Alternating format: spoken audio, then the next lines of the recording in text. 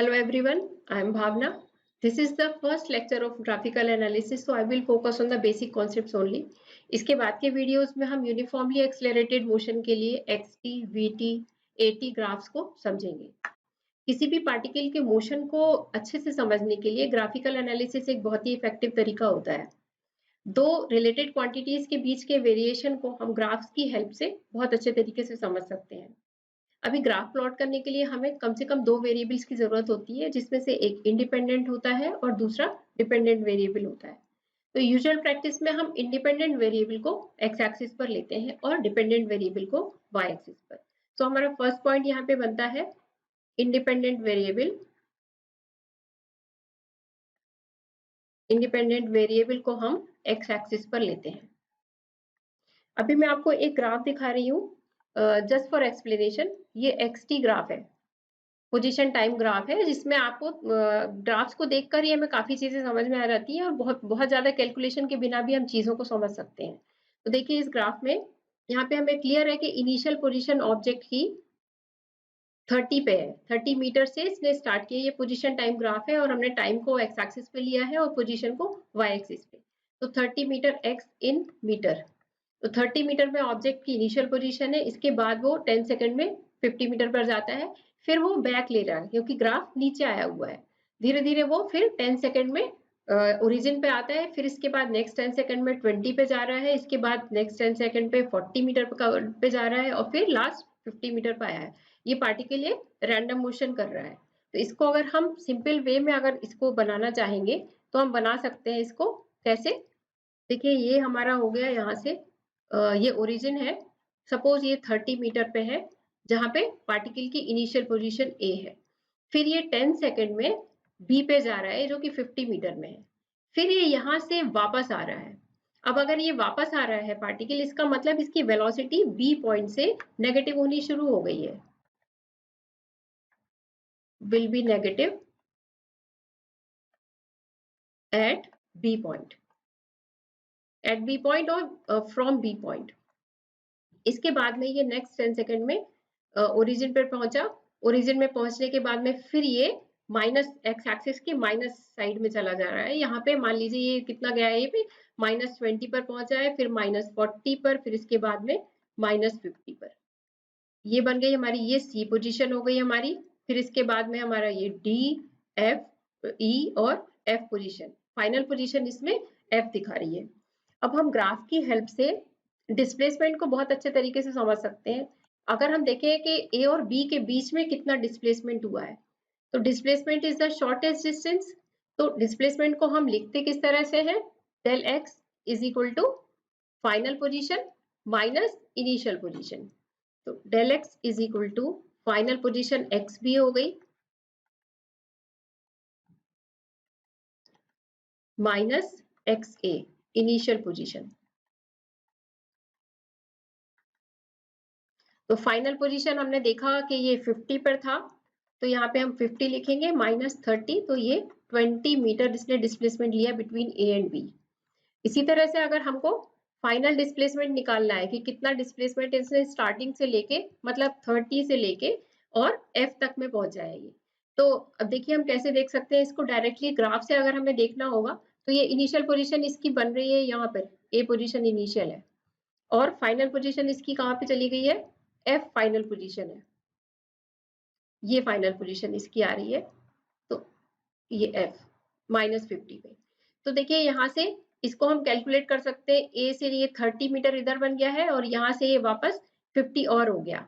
अब ये इसका डायरेक्शन, क्योंकि ये डिस्प्लेसमेंट जो है वो वेक्टर क्वांटिटी है, तो हम यहाँ पे इसका डायरेक्शन चेक करना होगा हमको। तो डायरेक्शन इसका क्या बनेगा? ये आ रहा है, देखिए डेल एक्स हमने ले लिया एफ ए एफ के लिए, ये बन जाता है एक्स एफ माइनस एक्स ए। तो एक्स एफ कितना था? -50, माइनस साइन हमें लेना ही है और एक्स ए 30 पे था, तो ये कितना हो गया? -80 मीटर डिस्प्लेसमेंट हुआ बिटवीन ए टू एफ। इस तरह से तो हम ग्राफ से देख सकते हैं। अभी देखिए यहाँ पे ग्राफ से ये हम डायरेक्ट यहाँ से देख सकते हैं। 50 पे हमारा ये है, -50 इधर हो गया और ऊपर से हमारा इसको भी हमने चेक कर लिया, तो ये 30 चला जा रहा है। ये होगा हमारा displacement between initial and final position. अब अगर हमें डिस्टेंस देखना है तो distance is the actual path, तो एक्चुअल इसने कितना ट्रेवल किया है वो हम देख सकते हैं। तो यहाँ से देखिए ए से बी तक में ये गया है 30 to 50 20 मीटर हो जाएगा। इसके बाद में फिर वापस ये यहाँ तक आया है, मतलब 50 फिर से आया है नीचे तक, ऊपर से लेके नीचे तक इस पॉइंट तक में ये 50 आया है बी से सी तक में। और फिर इसके बाद में सी से एफ तक में इसने फिर 50 कैलकुलेट डिस्टेंस लिया है। तो यहाँ पे हमारा डिस्टेंस कितना बन जाएगा,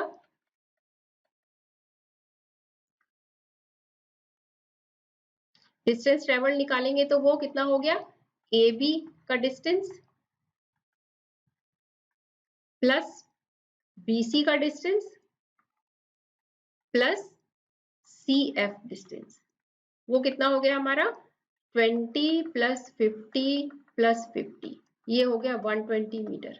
तो इस तरह से हम ग्राफ्स के थ्रू काफी चीजें समझ सकते हैं। अभी देखिए हम एक पॉइंट और यहाँ पे ग्राफ से समझ सकते हैं। यहाँ पे देखिए वेलोसिटी धीरे धीरे इसका ये जो टेंजेंट है, यहाँ पे देखिए अगर हम हर पॉइंट पे इसकी टेंजेंट देखेंगे तो टेंजेंट का डायरेक्शन धीरे धीरे नीचे हो रहा है। इसका मतलब वेलोसिटी कम होनी शुरू हुई, इस पॉइंट से ये नेगेटिव हो गई है वेलोसिटी। तो ये सारी चीजें हमें ग्राफ से बहुत इजीली समझ में आ जाती हैं। अब हम आगे इसका देखेंगे कि इसका जो मेन पॉइंट होता है ग्राफ में हमें समझने के लिए, वो होता है स्लोप। स्लोप क्या होता है, any line which is tilted with respect to the X axis, उसको हम स्लोप बोलते हैं। जैसे कि कोई भी एक लाइन है वो एक्स एक्सिस से, पॉजिटिव एक्स एक्सिस से कितना एंगल पर टिल्टेड है। तो इसके लिए मैं आपको एक कैलकुलेशन दिखा रही हूँ यहाँ पे। ये हमने सपोज एक ग्राफ प्लॉट कर रहे हैं हम। अगर कोई ऑब्जेक्ट है 10 मीटर डिस्टेंस ट्रेवल करता है 10 सेकेंड में, नेक्स्ट 10 मीटर डिस्प्लेसमेंट उसका होता है 10 सेकेंड में, नेक्स्ट 10 मीटर होता है 10 सेकेंड में। तो अगर हम ग्राफ प्लॉट करेंगे एक्स टी ग्राफ, यहाँ पे हमने टी ले लिया, यहाँ पे हमने एक्स ले लिया, यहाँ पे हमारे पॉइंट्स हमने बना लिए 10 20 30, 10 second 20 second 30 second 40 second, 10 metre 20 metre, X metre में लिया हुआ है 30 एंड इधर 40। पहला ऑब्जेक्ट है, दो ऑब्जेक्ट को हम कंपेयर कर रहे हैं यहाँ पे। फर्स्ट ऑब्जेक्ट जो है वो 10 सेकंड में 10 मीटर डिस्प्लेस होता है, नेक्स्ट 10 सेकंड में 10 मीटर डिस्प्लेस होता है, नेक्स्ट 10 सेकंड में 10 मीटर डिस्प्लेस होता है। तो ग्राफ अगर हम इसका प्लॉट करेंगे तो ये पॉइंट्स इस तरह से हमारे आ जाएंगे। ये हमारा फर्स्ट ऑब्जेक्ट के लिए हमने बना लिया। अब इसी तरह से अगर सपोज सेकंड कोई ऑब्जेक्ट है वो 5 मीटर डिस्प्लेस होता है 10 सेकंड में, फिर 5 मीटर डिस्प्लेस होता है 10 सेकंड में, नेक्स्ट 5 मीटर होता है 10 सेकंड में। तो वो 5 मीटर हमें, इसका ग्राफ जो हम बनाएंगे वो थोड़ा सा इसका चेंज आएगा, वो नीचे आ जाएगा क्योंकि ये कम डिस्टेंस जा रहा है। तो ये ग्राफ बना हमारा सेकंड के लिए। तो अभी देखिए वेलोसिटी क्या होती है, total distance travelled, displacement travelled by the object in total time.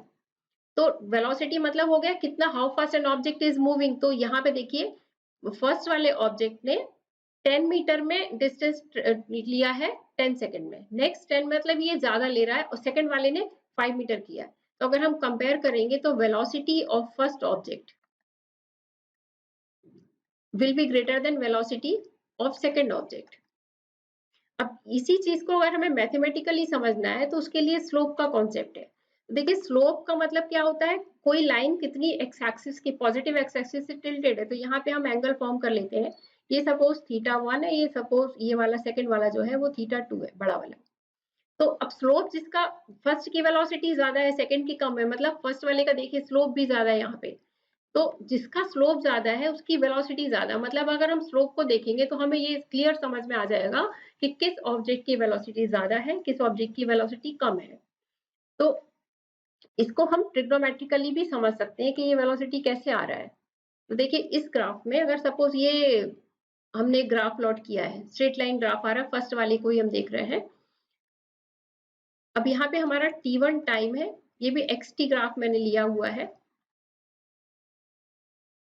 t1 time में ऑब्जेक्ट का डिस्प्लेसमेंट है s1 और t2 टाइम में ऑब्जेक्ट का डिस्प्लेसमेंट है s2।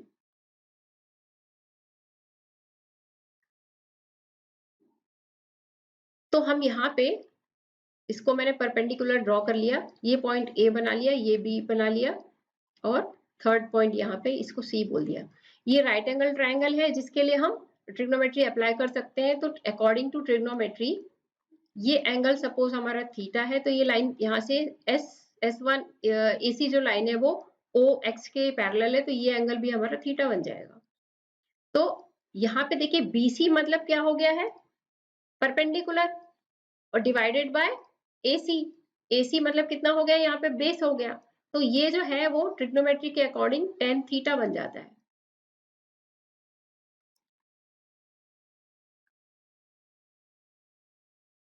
tan theta is equal to perpendicular upon base.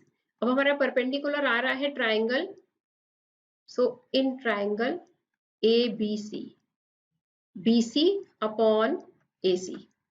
और फिजिक्स के अकॉर्डिंग यहाँ पे हम देखेंगे तो ये डिस्प्लेसमेंट हो रहा है, यहाँ पे BC इज द डिस्प्लेसमेंट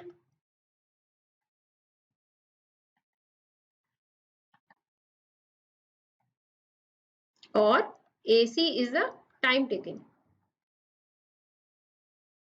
तो ये tan थीटा हमारा बन जाता है BC बाय AC, मतलब डिस्प्लेसमेंट अपॉन टाइम।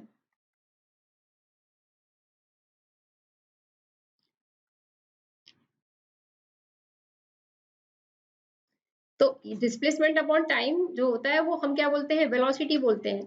तो वेलोसिटी, और ये क्या चीज है, हमारा स्लोप बना हुआ है। देखिए ये जो बना है हमारा, ये स्लोप है। तो velocity upon velocity is equal to क्या हो गया हमारा, slope of the graph equal to, और क्या हो जाएगा ये tan थीटा। तो कोई भी अगर हमने एंगल लिया है उसका tan थीटा ये बनाता है स्लोप,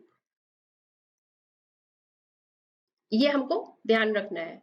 और xt ग्राफ के लिए ये क्या हो जाता है, वेलोसिटी डायरेक्टली हम इसको निकाल लेते हैं। फॉर एग्जाम्पल जैसे हमने अगर कोई ग्राफ प्लॉट किया है, यहाँ पे मैं आपको बता दे रही हूँ, और इसका जो एंगल हम मेजर करेंगे, ये आपको मेन पॉइंट ध्यान रखना है कि जो भी ग्राफ का हम एंगल मेजर कर रहे हैं इसका tan थीटा का, वो पॉजिटिव एक्सिस से एंटी क्लॉकवाइज हमें लेना है। जैसे मैं यहाँ पे ये ग्राफ प्लॉट कर दे रही हूँ ऐसा, ये मैंने एक ग्राफ बना दिया यहाँ पे। तो अब अगर हमें एंगल मेजर करना है तो हम ऐसे ले लेंगे इसको इधर एंटी क्लॉकवाइज। सपोज ये 120 डिग्री है, तो हमें डायरेक्टली अगर ये xt ग्राफ हम ले रहे हैं तो वेलोसिटी हमारी डायरेक्टली 120 बन जाएगी। तो ये हमें बहुत आसान हो गया कैलकुलेशन करना, बहुत ज्यादा कैलकुलेशन ना करके हमें सिर्फ अगर वैल्यूज पता रहती है ट्रिग्नोमेट्री में तो हम आसानी से निकाल सकते हैं। जैसे सपोज, और मैं एक आपको ग्राफ दूसरा बता दे रही हूँ। जैसे यहाँ पे इसमें ही मैंने आपको बता देती हूँ, जैसे यहाँ पे एक दूसरा मैंने यहाँ पे भी ग्राफ प्लॉट किया है, ये पैरेलल लाइन इसकी हो गई। तो एंगल हमें जो मेजर करना होगा वो हम डायरेक्ट देखिए यहाँ पे ये एंगल से मेजर कर सकते हैं। इसी तरह से मैं आपको एक और ग्राफ दिखा दे रही हूँ। इस ग्राफ से भी हम कैसे मेजर कर सकते हैं। मान लीजिए हमने यहाँ पे इसको इस तरह से प्लॉट किया, ऐसा वैल्यू बना है, ये वाला एंगल दिया हुआ है 120, और हमको मेजर करना, तो हम जो भी ग्राफ की वैल्यू मेजर करेंगे वो पॉजिटिव एक्स एक्सिस से मेजर करेंगे, तो ये वैल्यू हमारी बन जाएगी 60 डिग्री। ये किससे आ जाएगा, हमारा लीनियर पेयर से। तो ये यहाँ पे वेलोसिटी, अगर ये एक्स टी ग्राफ होगा तो वेलोसिटी की वैल्यू 1060 डिग्री आ जाएगी इक्वल टू √3। इसी तरह से अगर हम कुछ भी कोई भी वैल्यू निकाल सकते हैं तो बहुत इजी हो जाएगा हमारे लिए क्वेश्चंस को समझना और शॉर्ट में इसको सॉल्व करना। तो अभी हमारा मेन कंक्लूजन इससे क्या निकलता है कि हमें ग्राफ्स में एक चीज को ध्यान रखना है, वो क्या है, स्लोप है। स्लोप का एंगल मेजरमेंट जो रहता है वो हमेशा पॉजिटिव एक्स एक्सिस से लेते हैं, और ये tan थीटा के इक्वल होता है, जिसको हम टेंजेंट भी बोलते हैं। तो अगर आपको इसमें कोई डाउट लग रहा है या कुछ समझ में ना आए तो प्लीज कमेंट सेक्शन में कमेंट करके पूछिए। नेक्स्ट वीडियोस में हम लोग यूनिफॉर्मली एक्सेलरेटेड मोशन के लिए xt ग्राफ पढ़ेंगे। Keep watching me, thank you.